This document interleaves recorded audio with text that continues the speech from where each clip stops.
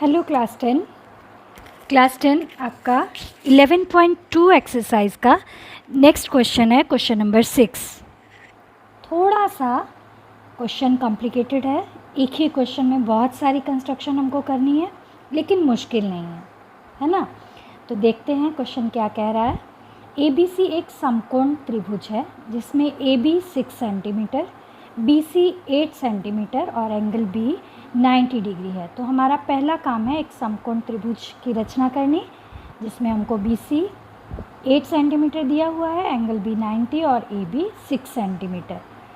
B से AC पर BD लंब है। तो ये बात की बात है। सबसे पहले हम लोग एक ट्रायंगल बनाएंगे जिसमें हमको दिया गया है ABC एक समकोण है जिसमें हम बेस लेंगे BC को।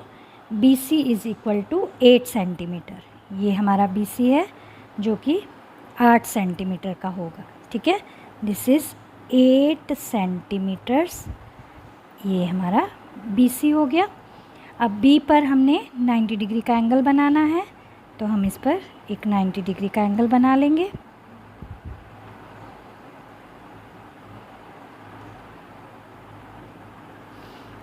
और इसको हम लोग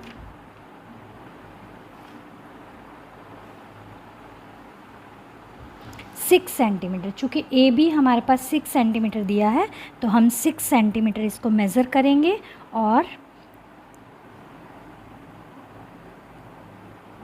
इस रेखा को 6 सेंटीमीटर काट लेंगे। ओके, तो ये हमारा 6 सेंटीमीटर हो गया। A, इसका नाम हम रखेंगे ABC। इसका मतलब हमको AC को मिलाना है, तभी तो हमारी ट्रायंगल पूरी होगी। ये हमारी ट्रायंगल हो गई। तो बच्चे यहाँ पर एक बात वो कहता है कि आपको B से AC पर BD लंब डालना है, B से एक परपेंडिकुलर डालना है। तो बच्चे इसे मैं एक बार फिर से समझाना चाहूँगी।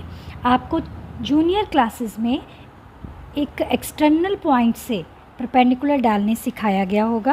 वो कैसे होता है बच्चे, हम लोग क्या करते हैं, जैसे यहाँ ये एक्सटर्नल पॉइंट है ना, इस पर से हम लोग इस तरह से, ये आपका एक्सटर्नल पॉइंट है, यहाँ से हम लोग ये मार्क लगाएंगे, फिर यहाँ से यहाँ और यहाँ से यहाँ। तो ये हमारा एक्सटर्नल पॉइंट से एक परपेंडिकुलर होगा। और यहाँ हमारा एक्सटर्नल पॉइंट B है। B से AC पर हम लोग एक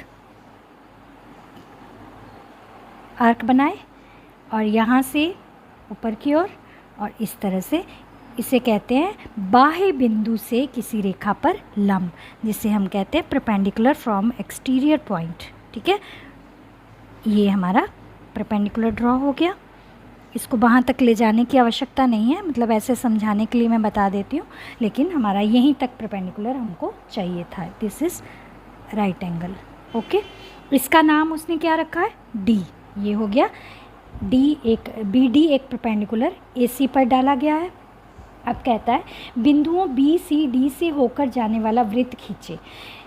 बच्चे आपको याद होगा, आपने थ्योरम्स की हुई हैं, दो कॉर्ड्स अगर इस तरह से हैं और उनको अगर हम समद्विभाजन कर देते हैं, उनका मिड पॉइंट जब निकलता है तो वो दोनों जो समद्विभाजक जहाँ मिलते हैं वो वृत्त का केंद्र होगा। क्योंकि हम जानते हैं कि वृत्त की किसी भी जीवा पर डाला गया लंब उसके केंद्र से होकर गुजरता है, ये भी उसकी जीवा पर डाला गया लंब है तो केंद्र से होकर, यानी कि दोनों बिंदु जहाँ पर मिले वो क्या हो, सेंटर हो गया।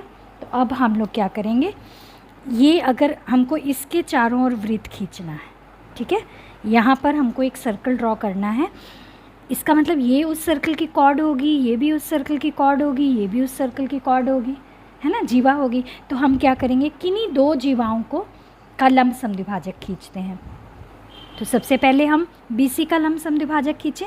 ये BC का लंब समद्विभाजक मैं खींचने जा रही हूँ, जो कि आपका इस प्रकार से आएगा। ओके, यहाँ पर, ठीक है। तो ये हमारा BC का लंब समद्विभाजक हो गया। इसको मैं डॉटेड ही मिलाऊंगी, इस रेखा पर थोड़ा दिखा देंगे। ये हमारा लंब समद्विभाजक हो गया। क्लियर। अब हम BD का खींच लें या CD का खींच लें, किसी भी एक भुजा का खींच सकते हैं। तो मैं CD का खींचने जा रही हूँ। ये आपका CD का लंब समद्विभाजक हो जाएगा। ओके, तो यहाँ पर हमने इसको भी मिला दिया।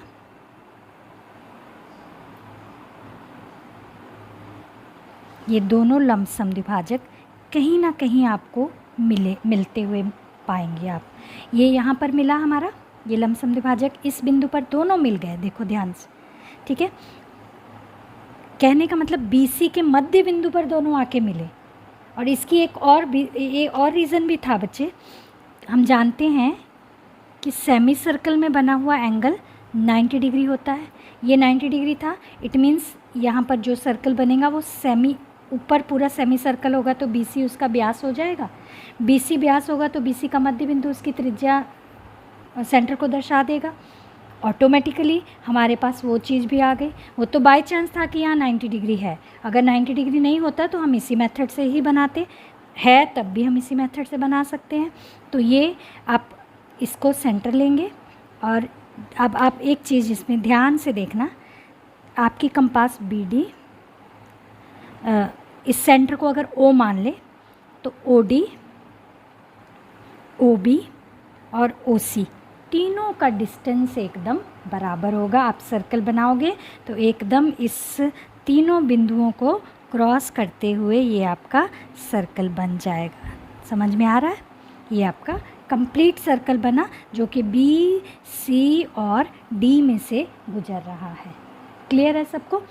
अब इसमें वो कह रहा है A से इस पर स्पर्श रेखा खींचें। तो बच्चे A से तो ऑलरेडी उस पर स्पर्श रेखा है ही। ये जो 90 डिग्री समकोण बना हुआ है तो ये क्या है हमारा, ये तो ऑलरेडी उसकी स्पर्श रेखा है ही। उसने नहीं कहा है कि 2 खींचें, इसलिए एक ही स्पर्श रेखा से हमारा काम चल सकता है। और ये A से जो स्पर्श रेखा है इसकी लेंथ आप मेज़र करके बता सकते हो कि कितनी है। अगर पूछेगा, खैर इस सवाल में तो पूछा नहीं, अक्सर वो पूछता है कि स्पर्श रेखा की लंबाई ज्ञात करें, तो हम उसकी लंबाई भी ज्ञात करके बता सकते हैं।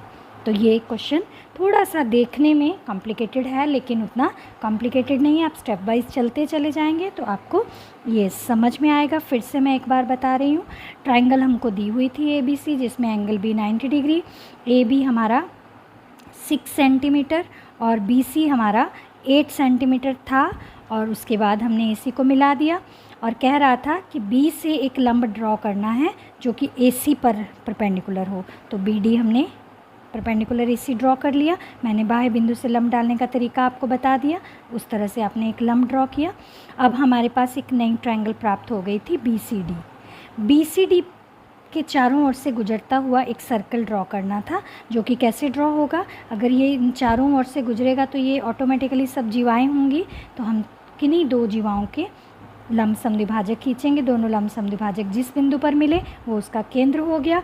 केंद्र को लेंगे और OD, OB या OC जितना भी आप चाहें प्रकार खोल के एक सर्कल बना देंगे।